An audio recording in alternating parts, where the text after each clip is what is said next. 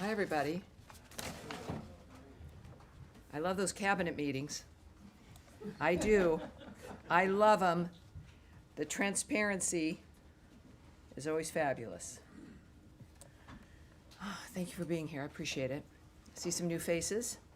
Some of your colleagues are traveling today with the secretary. I think they're, because you don't look like Matt Lee at all, but that I've seen you before. It's all right. That's all right. Thank you all for being here. Do have, of course, a couple of announcements here as we begin. In my own voice, not AI. Not that you have some questions about that. All righty. So, of course, as we know, as we have all been following the situation in Texas, of course, the horrible catastrophe there for everyone. To begin, our hearts break following the tragedy in Texas earlier this week. President Trump did sign a major disaster declaration for Kerr County. During this time, we are moved by the many countries around the world who have expressed their condolences. We are thankful to our regional partners, including our friends and neighbors in Mexico, who generously have sent brave firefighters and members of their civil protection water rescue teams to support the search and rescue efforts in Kerrville, Texas. We tend to take each day for granted as we focus on the minutia of each day. The pain and suffering of the families who have lost their loved ones, including the children who have died or who remain missing, is beyond comprehension and shocks the soul. Everyone here at the State Department is keeping all those affected in our prayers and in our hearts. And now, today, Secretary of State Marco Rubio joined President Trump for a cabinet meeting at the White House. During the meeting, Secretary Rubio described the historic accomplishments of this administration under President Trump's leadership. We have seen unprecedented progress in advancing our national interests and in the pursuit of peace. To quote Secretary Rubio, "We prevented and ended a war between India and Pakistan. NATO is now at 5% for the first time ever, the highest numbers ever. A peace deal between the DRC and Rwanda. A 12-day war that ended with an American operation that we're the only country in the world that could have done. Hopefully, pretty soon, a peace deal between Azerbaijan and Armenia. The entire Middle East and the infrastructure of it has the potential now to change because of Syria and Lebanon, and it hasn't even been 6 months." In addition, this evening, Secretary Rubio will travel to Kuala Lumpur to participate in the ASEAN United States Post-Ministerial Conference, the East Asia Summit Foreign Ministers Meeting, and the ASEAN Regional Foreign Ministers Meeting. He is also scheduled to meet with senior Malaysian government officials.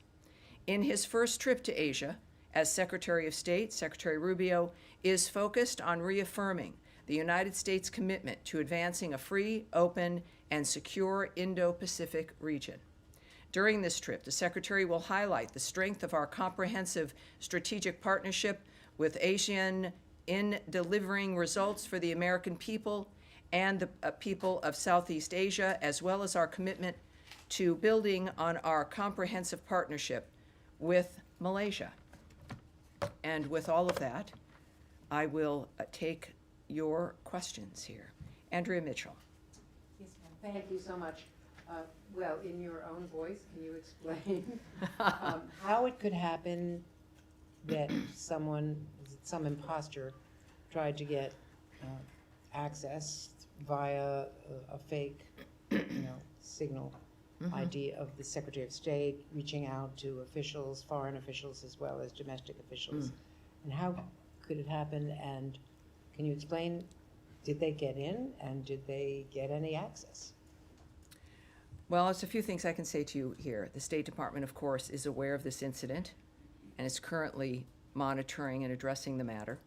The department takes seriously its responsibility to safeguard its information and continuously takes steps to improve the department's cybersecurity posture to prevent future incidents. For security reasons, we do not have any further details to provide at this time. The State Department, of course, when we think about the reports that have occurred, and the details that we would like to provide become problematic, obviously, when it comes to investigations and the nature of the actions that we're taking. So that's what I have for you right now. Well, can you say anything, can you tell the American people that there was no damage, no violation of security? Yeah, I will not, whether that's the case or not, go into any of the details. This, of course, is the State Department. It's the United States government. We live in a technological age that we are well enmeshed in, and I'll leave it at that. But when there is something to report, everyone here will hear it first. Can you say whether it was discovered by state or by another government agency or No, by I an outside cannot go into any provider? details regarding discovery or the actions that have been or are being taken or will be taken. But it will be something that you will hear. All right, yes, Humaira, Reuters. Hi, Tammy. Thank you. What can you tell us about Gaza ceasefire talks? Prime Minister Netanyahu is here. He's going to meet with President Trump again tonight. Is it close? What are the remaining sticking points? So many questions. I mean, that's 7 questions so far. No, it's only 2 actually. Yes, all right. You can handle it. I think I can. I think I can. It's an important question, obviously. This is something that the president and this administration has been focused on, as has the secretary from day one. I can tell you that I think, as it has been clear, the president has been optimistic from the start, and his optimism holds. He is very hopeful for progress. There was some commentary made, of course, at the cabinet meeting, which I do want to share with you. The Witkoff had also made some remarks. Is this in the book or in the paper here when it comes to the commentary? I think we're going to get that. You might see one of my specials coming up here in a moment, because I want to get you specifically what, of course, the special envoy has said as well. Let's get that. That was what was fun, with a lot of people here at the State Department taking furious notes as the commentaries went around the table for the cabinet meeting. We have from both the special envoy and the president. God, on so many issues. But yes, let's get this. On the Netanyahu meeting, there will be another meeting this evening with Prime Minister Netanyahu.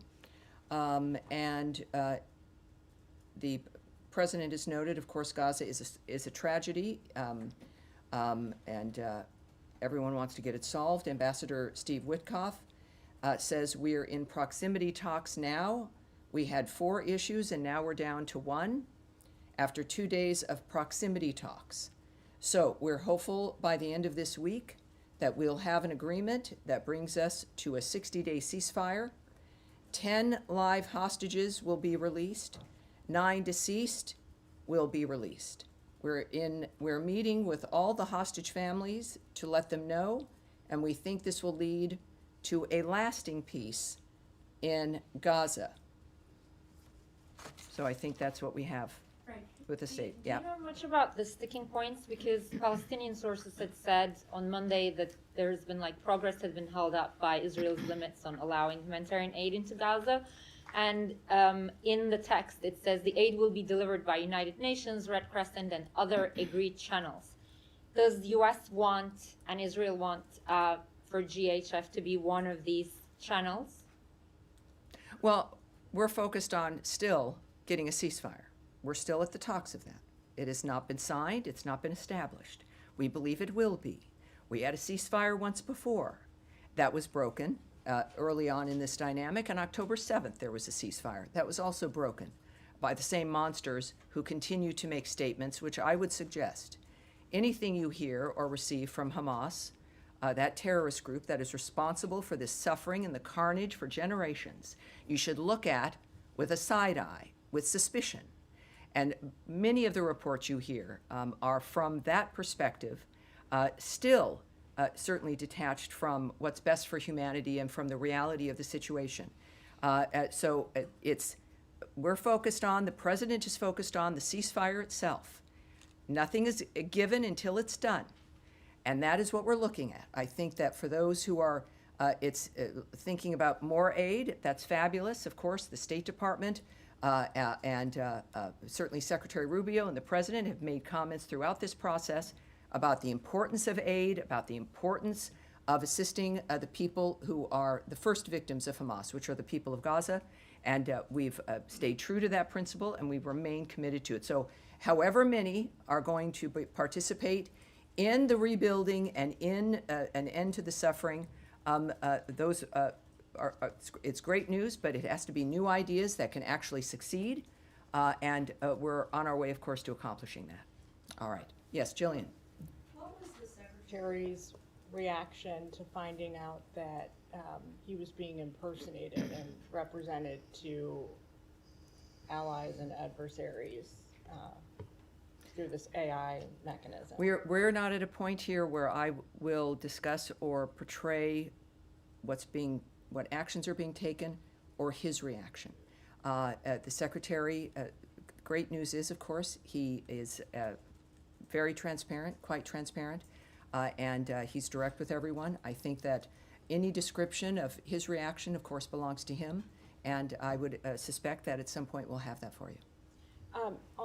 There was this press conference today, the Secretary of Defense and Agriculture were talking about the threat that the Chinese government poses here in the United States with the strategic acquisition of farmland that's near military bases.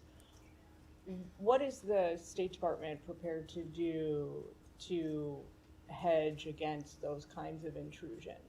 Well, it's an interagency kind of decision and discussions that go on, also negotiations, the nature of a full whole of government dynamic. When you're dealing with agriculture, you're dealing with Homeland Security, certainly, and the equities that the State Department might hold.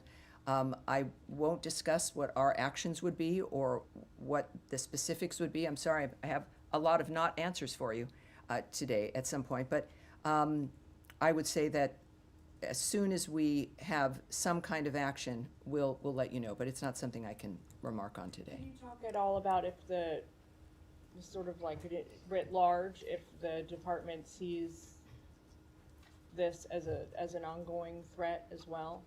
Well, that would require me to speculate or talk about an opinion framework, which I can't do, certainly at this point. But we'll have something for you soon. Yes, ma'am. Hi, GHF had said that it was undergoing an independent audit as a condition of getting U.S. government funding. And that it would turn over that audit to state in July. Has it turned over that audit, and will the State Department make that public? Well, I can tell you that for any aid, of course, there are some requirements. In this case, there's ongoing benchmarks, et cetera. So this is something that we follow and will expect certain details, to say the least.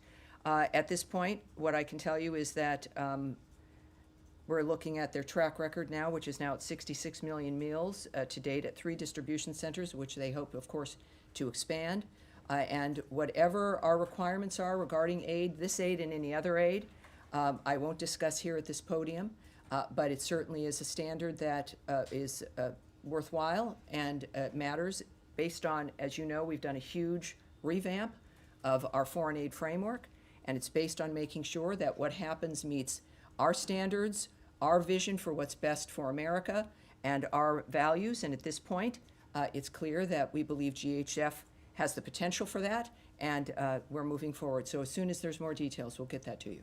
On that topic, does the State Department disagree with the counts of international bodies and aid groups that hundreds of Palestinians have been killed, have been shot trying to receive the aid? And if not, what is the State Department assessment, or what is Israel saying about how many, if any, Palestinians have been killed?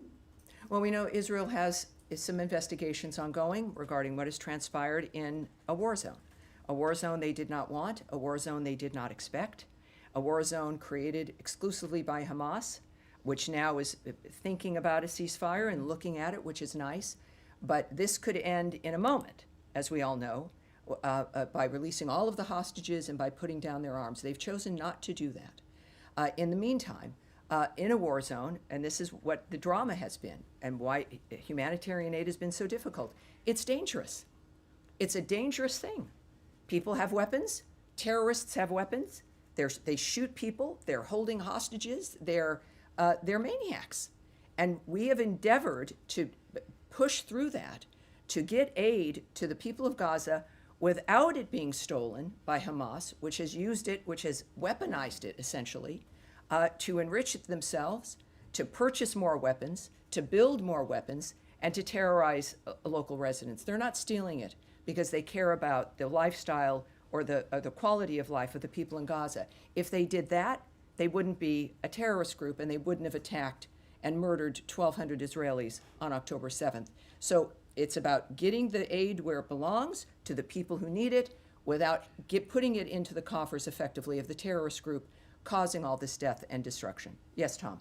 On the future of Gaza, I mean, we know you've been very clear, says the President and the Secretary, that Hamas can't be a part of that. Correct. So, what is the administration's vision for the future governance of Gaza? Well, the President has made clear, Secretary has discussed as well, the fact that Hamas cannot be a part of Gaza, of any power framework. It cannot exist, is the word that the Secretary used. This, however, as the President has also stated, the future of Gaza, it should be in the hands of the Gazan people and in that region. So this is not just our vision or a dictation of what will happen. This is about the countries, our partners in the region, who've been actively working to implement the new ideas that the President has asked for. So I won't speculate on what that will look like, but if this moves as we hope it would, which is always quickly under President Trump's direction, is that we'll see that sooner than later. And one thing I can tell you is that it will not involve Hamas. But just to follow up on that, I mean, that suggests that the US doesn't have a sort of clear vision for what the best future governance is. Well, no, it suggests that there's some things that I won't exactly tell you today. But so there is a vision, but you're not setting out what Well, it is. clearly we have multiple nations dealing with an issue that has gone on for generations, where people have said that they want it to end, they want it to be solved. The results have been not good, ending up in Hamas in this kind of dystopian dynamic. And then President Trump comes back and says, I want new ideas. This can't continue. Working with all those nations in the region, hand in hand, to come up with a new idea. What that new idea will be, I can't describe, but they're not playing tiddlywinks. They're actually making, having a vision for the future of how this constructively could work. Just to clarify, does Yes. that include the possible, as the administration terms it, relocation of Palestinians from Gaza? I won't discuss the details. Because when the president was asked about this in the White House last night, his first reaction was to defer to the Israeli Prime Minister about that very question. I mean, he didn't answer it. Yeah, I think that when I refer people to other agencies or to other people, it's either because it's more appropriate or because it's something that is not correct for me to speak about, or I don't have the details. When speaking about another nation's approach with something, it's appropriate to refer to that friend who's sitting there with you. President Trump has not just the desire to ask for new ideas, he asks for them because he gets them. He knows new ideas are possible. His life is a new idea. The nature of what he's accomplished politically is a new idea. He knows that if you put your mind to it and you need to accomplish something very specifically, you must determine what that will be, as opposed to being carried along by a system or a machine or the wind. So when he lives his life that way and he knows that it works, it's not always easy, but that sometimes it's the only way, if not most of the time, if you want real success and real progress. is to have the new ideas. And that's what we're waiting for, and it will not look like what's happened before. No, that Yes, isn't the the other new Tom. idea. Yes, sir. Thank you, Tammy. Just going back to Gaza, can you tell us what that one remaining issue is that Special Envoy Witkoff described or referenced earlier? No, but I'm sure we'll find out, And then another sort of simple question. of course. By the end of the week, does that mean by Friday, by Saturday, or by Sunday? I think generally, it could be the collection of the days at the end of the week. I can't, I'm not going to specify because we know how things can happen. The president is leaving on a trip today that originally he was going to be leaving on a couple days earlier. The world happens. These are men and women who are at the forefront of deliberate change, and they're determined to be managing it. So these are the people who understand, and that's a very specific thing to say, even though it was kind of end of the week. But I would say, to clarify a little bit more, I would say probably the end of the week. Yes. Thank you, Tammy. Two separate topics, one stuff different. Before that, just to cover, you met the president leaving today for trip, or the Oh, secretary? no, it's the secretary. Obviously, the secretary. Did I say the president? Well, I'm Secretary of State Marco Rubio. Yes, both men are on my mind. On Ukraine, I would appreciate if you help us understand whether the president's latest assessment of Putin will lead to any real policy change when it comes to arms shipment issue. Are we back to pre-July level, or is this administration now committed to deliver on all the previously made commitments? Well, I mentioned in our last briefing when there was some concern and hubbub about arms shipments stopping from the United States to Ukraine. And my warning then was, wait a minute, that this is one situation, that you should not extrapolate it as a new policy or position, that we have been and remain Ukraine's biggest supporters. We care about those people. We care about making sure that they have what they need. The president has been very vocal about the wholesale slaughter that has been going on and how it has to stop, how there has to be a ceasefire, and how it has to be between the two parties. Within that, I noted that, of course, wait, and here we do now have, besides a phone alarm, we have, of course, the resumption of weapons shipments to Ukraine. The president has been vocal about this. Without the details of exactly what, the president feels obviously very passionate and determined regarding the ability of Ukraine to defend itself. That's the commitment. And Caroline Levitt, my colleague, noted just yesterday the shipments pause was part of a standard review of all weapons and all aid the U.S. is providing all countries and all regions around the world, not just Ukraine. And a few days before that, President Zelensky noted about his phone call with President Trump. We had a very good call, I think a very strategic call. We've been helping them and will continue to help them. This is the President speaking about Zelensky. It's a pretty tough situation. So again, we've been helping them. We'll continue to help them. It's a pretty tough situation. And so that's our position. It's what it has always been. And I'm glad that there's some clarity here after last week. I do have follow-ups, but I'll leave it for Yeah, another day. well, yeah. Second topic. Going back to your opening statement on the Secretary's speech during the cabinet Yes. meeting, he talked about Azerbaijan and Armenia. I'm just curious whether there's any active U.S. involved, U.S. lead mediated process right now going on. What makes the Secretary believe that there's a happy ending there? Well, that's a good question, and we'll have some of that for you, but it was important enough, of course, for him to mention. And we're excited about the multitude of arrangements and ceasefires and changes that we've been able to be involved in.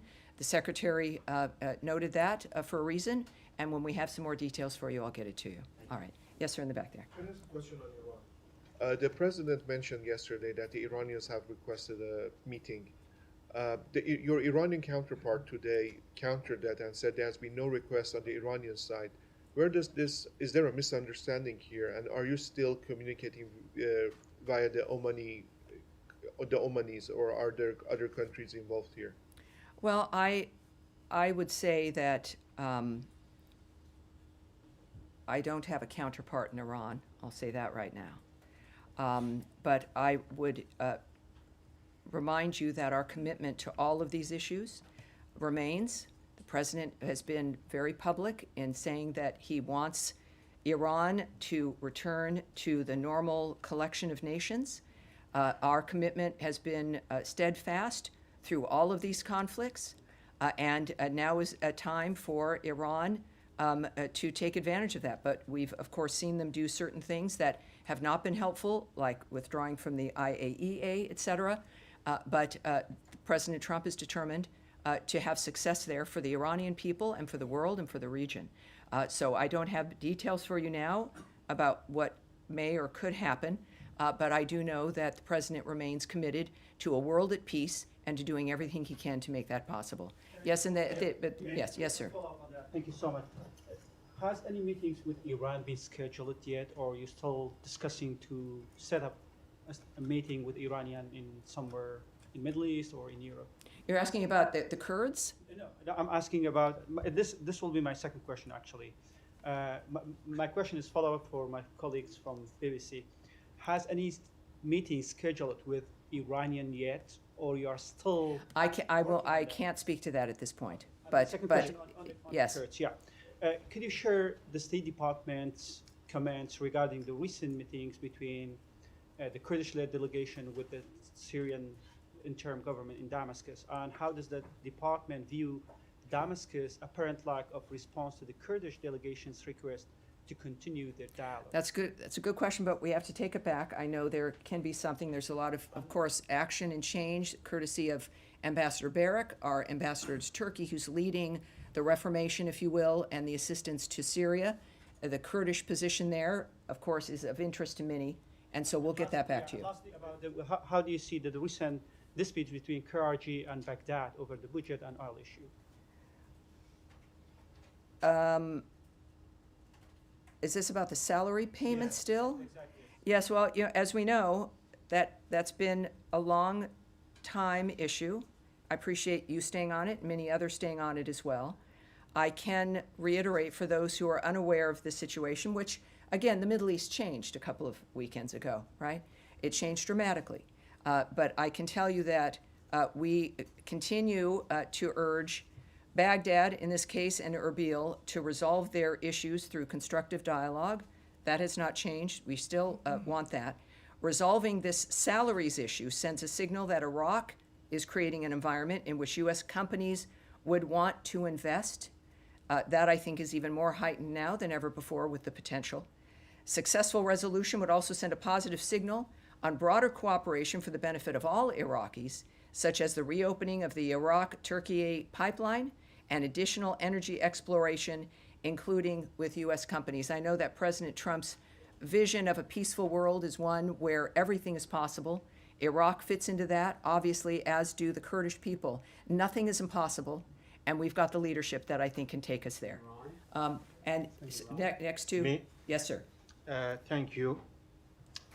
As we know, after October 7, 2003, always Prime Minister Netanyahu talking about the new Middle East. And President Trump is very concerned about the stability and peace. Can you update us, now Prime Minister Netanyahu here in town, do you continue to support Israel for peace and stability in the Middle East and fight terrorism and proxies in the region?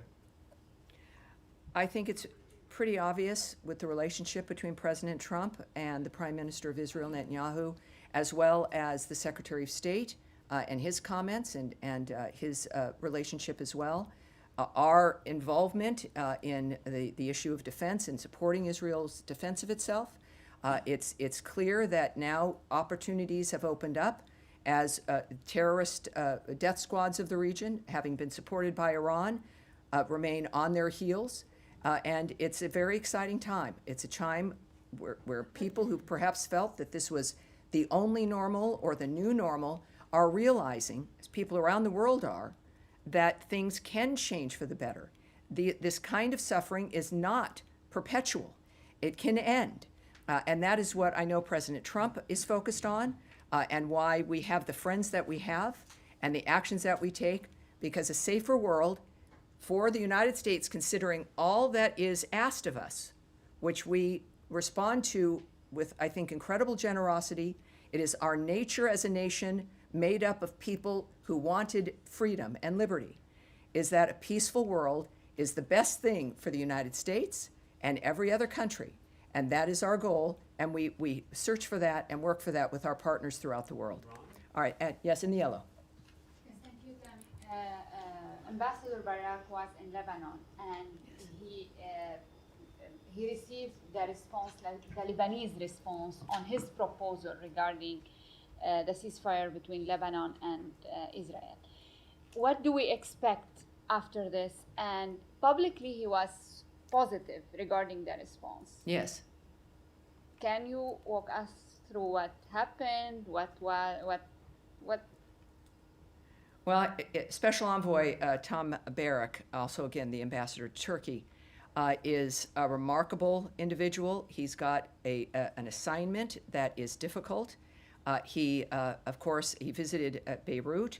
He is not a man who pretends. And so you're seeing a public explanation or description of his attitude about what's happening. You can believe in that. He has said that he was unbelievably satisfied, as one example, with the Lebanese government's response to calls to disarm Hezbollah.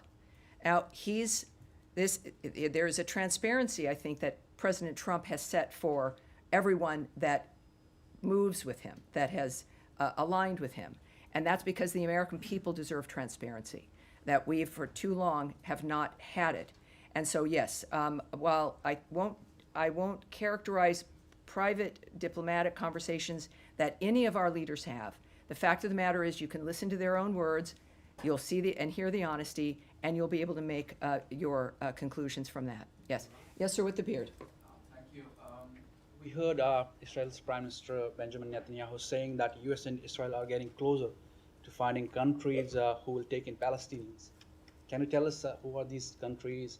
Are they in the Middle East or outside of the Middle East? Well, we know that this has been through conversations and discussions, a part of the ideas that have been discussed or, I suppose, contemplated. There's a realization that, as the President has noted, as the situation became quite obvious, that was not an environment, the Gaza Strip, where one can live peacefully or safely. And in order to rebuild and to remake, people have to be safe. Where we go with those conversations, I won't discuss the end result, but we are at a point. What is this, Tuesday? We're dealing with, after everything we've experienced, think about it, in just 5 to 6 months. What has changed already? The Secretary noted that a bit in his remarks at the Cabinet meeting. It's been an astounding shift, and to the future itself, not in a moment of a singular ceasefire, but changes in attitudes and what we expect. So I would say that there's a belief in general that things can change, that the people themselves are what's being considered first and foremost, and it's the regional partners, the nations in that region, who also have an overwhelming interest in the destruction and the carnage ending. And so we'll have to wait and see who is going to participate in how we make this a better future for the people of the Gaza Strip. All right, and yes, sir, go ahead. Yes, I wanted to. Tell me your name, by the way. You're in for someone? Yeah, I'm James Laporta from CBS News. Great, hi there. Hi, James. Thank you for having me. I wanted to take us back to Russia-Ukraine for a minute and something the president said. And I'll give you the quote. Quote, "We get a lot of BS thrown at us by Putin. If you want to know the truth, he's very nice to us all the time, but it turns out to be meaningless." How is the president going to negotiate a peace deal when everything that Putin says is meaningless? And to be fair, this is something that people have told the president for a while now, that what Putin largely says is meaningless. Even President Zelensky has said that, and the president has largely dismissed those concerns until recently. I would urge you to be cautious about presuming the nature of the choice that the president makes, what informs his actions. Don't project onto him that he's dismissed concerns or accepted them. There's I've not been involved in high-stakes peace negotiations between nations, one of which is a nuclear-powered nation with nuclear weapons. Many of these issues are dealing with nations that could obliterate people in a flash. So I'm not going to presume, and none of us should, the nature of the choices that President Trump specifically makes in his determination to save people's lives and to end the absurdity of what has happened in some of these situations. He tries. He doesn't give up. He talks with people. He knows he can persuade people. He knows Vladimir Putin. There's an effort, and he was committed and remains committed to diplomacy first. But he must know that when there's a limit to that, and he believes, as I think we all should, that people, as they're portrayed in the media, can be one thing, but also that over time people do change for the worse or for the better. And President Trump is going to make a decision based on the private conversations he's had, the people that he knows, the other people involved in the negotiations, the advice he receives, the guidance from his cabinet, but also his own judgment, which has been remarkable, and his transparency. So you hear his assessment. Right. When it comes to when you make a deal with someone or something is arranged, and the secretary has noted this also, is that you don't make a deal with someone because of trust. You make a deal with someone based on what they do and what they don't do, ultimately in the fashion of that deal. So otherwise, with people who cause death and destruction around the world, there would never be any arrangements because there are many people you can't trust. But it's about setting a stage where people must comply with a certain dynamic or there's a price to pay. You don't need to be able to trust someone to do that. You need to be able to have an environment that someone only, frankly, like Donald Trump and the United States can set to put certain people in a line that is best for the world and their own countries. Yes. In February, One more. In February, One more. President Trump One said second, he would sir. keep his Please, word. in the back, stop, and we'll get one more, and then I'll move to you. Yes. Go. One more, sir. Sir, James, one more for you. Well, in February, the president did say, I think he'll keep his word. I've known him for a long time. I think he will. I don't believe he's going to violate his word.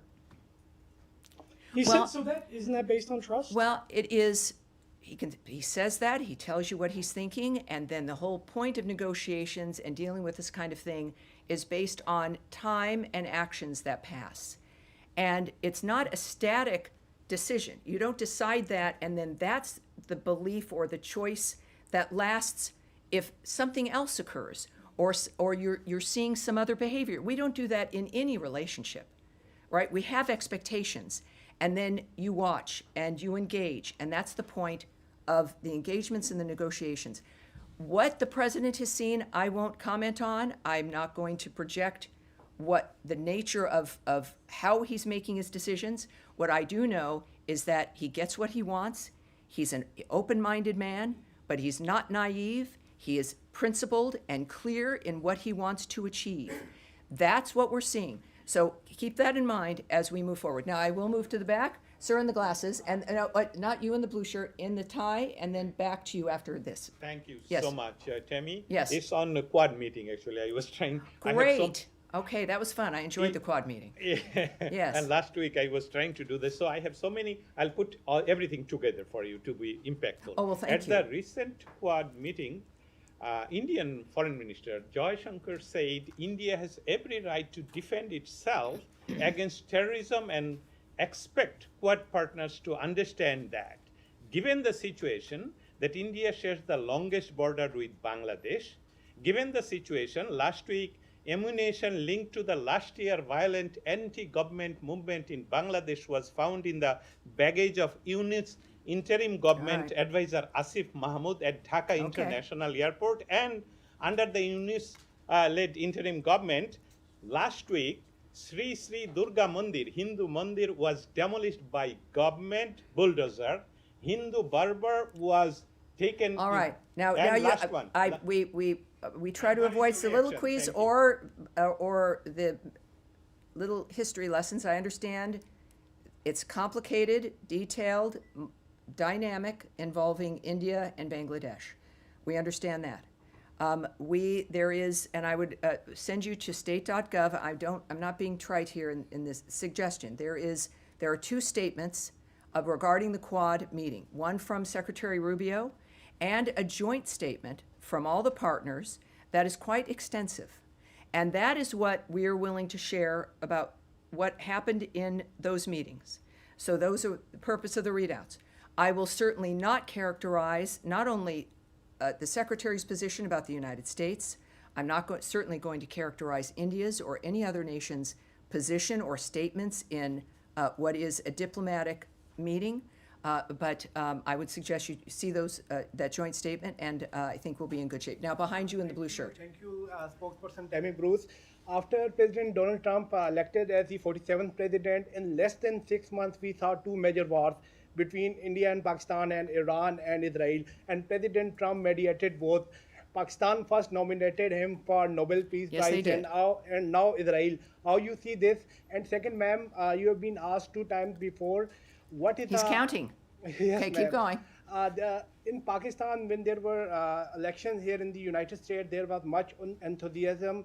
A former Prime Minister Imran Khan is currently in jail.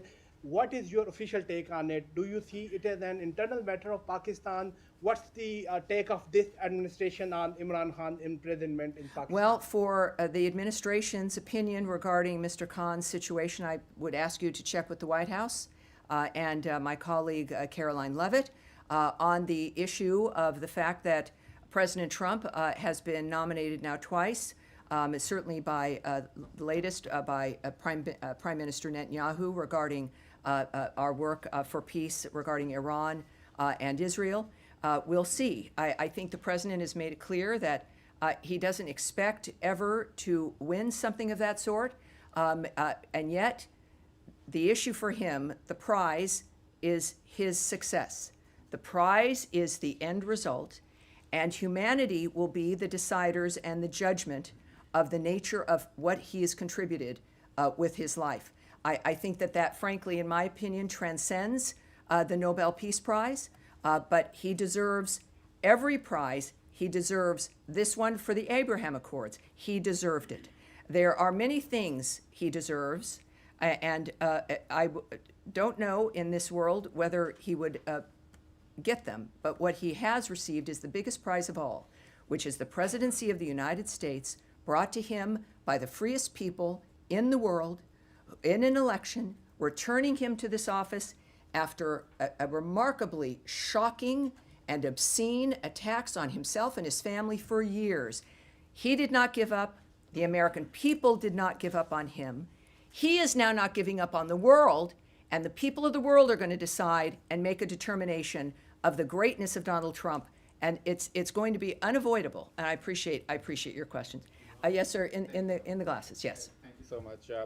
After the ceasefire between India and Pakistan, Pakistani government and army chief appreciated the efforts of President Trump and nominated him for the Nobel Peace Prize. But on the other hand, Indian Prime Minister Modi and his cabinet members continuously saying that President Trump has no role in the ceasefire between India and Pakistan. Even Jay Shankar, when he met Secretary Rubio last week, after that meeting, he told media that President Trump has nothing to do with the ceasefire between India and Pakistan. Sure. So what are your thoughts on these lies and rogue behavior of Modi? I think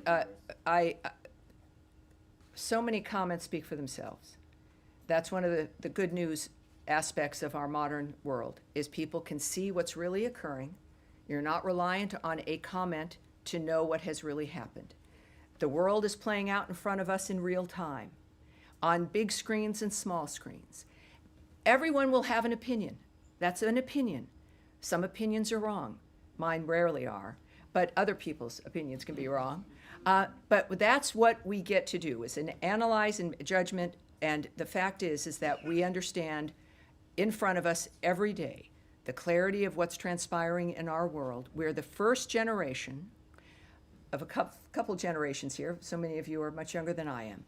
We're my generation, perhaps I would say, growing up with a big TV that had the turn dial, and I was the remote control. It was, Tammy, go change the channel. And you change it, you got 4 channels, and the speed, the exponential speed of change of technology, that now I would watch television on my phone that is in my hand is natural for so many, but it reminds many of us of how quickly things will change, how much information we can get, and the seriousness of making up our own minds when it comes to the things that the world puts upon us. Donald Trump is here to help make that easier and to help use this to make things clear. Secretary Marco Rubio is in the same position. The Vice President of the United States also involved in the negotiations with Pakistan and India. J.D. Vance, same dynamic, fresh views, new ideas, understanding the world as it sits, and making sure that it's better when they leave, and they will be recognized for that. That's it for today, you guys. I will be here all week, and I will see you on Thursday. We will get, with many things up in the air, we will keep an eye on state.gov and releases that I put out, and also the President's Truth Social, the Secretary of State's X account. Andrea, what is your X account? You've got an X account. Do you keep in touch with Andrea Mitchell? What's your X account? She's not going to say it. All right, you can look her up. And what am I at? State DEPT Spox, SPOX. Stay in touch. Watch everything. Make up your own mind. And I'll see you on Thursday. Thank you, everyone.